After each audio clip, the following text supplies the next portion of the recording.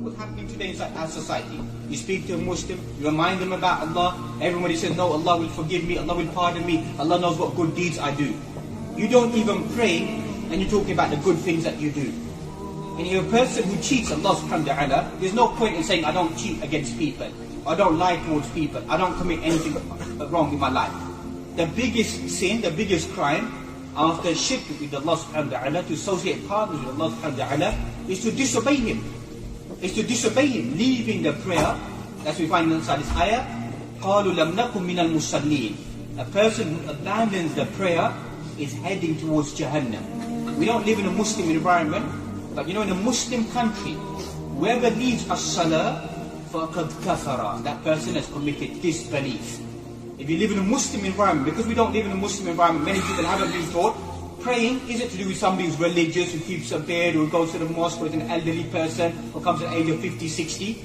As-salah is for every single Muslim.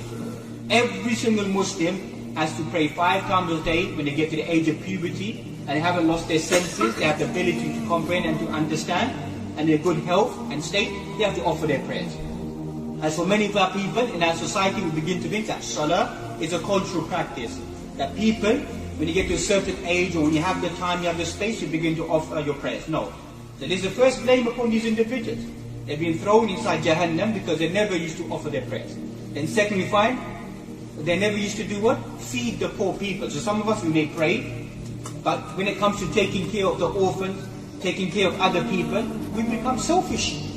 We become selfish. That's why we find a lot of the reason for poverty inside our society and in the Muslim world at the moment is out of selfishness. If there was no zakah, many of us wouldn't really care. And even some of us, when it comes to zakah, we don't really want to pay it, we don't really want to give it, or we make excuses, or whatever it may be, we transfer the money to another account, or whatever it may be. Playing these games with Allah subhanahu wa ta'ala. Or our transactions, you can begin to see how many of our transactions that are dealing are when it comes to money. Many of us are very religious when it comes to the masjid. When it comes to what's outside in the world, what's known as fiqh al-mu'amala, about business transactions and working outside in society, what do we begin to understand then? We leave Islam then. We deal in riba, we deal in interest, we deal in haram, we do haram. We say, you know, oh, because we're living in the West, we have to earn a living. Who says that you have to do that? Who says you have to sell alcohol? Who said that? Who said you have to sell alcohol to get by? You can become a street cleaner, you can wash windows. Who's forcing you to sell alcohol? And some people, they don't want to address these topics because unfortunately, some of our masjids, unfortunately, are funded by people who deal in haram and then give their money to the masjid, so the masjid will keep a lid on it. Be silent about it. Don't say anything about anybody because these people might get upset. Because many of our Muslims, unfortunately, their risk is from haram sources, unfortunately.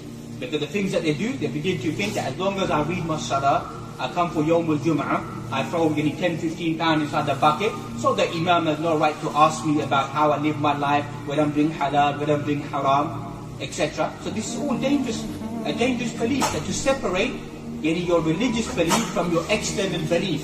When you come out in the wider society, you still try to enforce the teachings of Allah subhanahu wa ta'ala according to the best of your ability.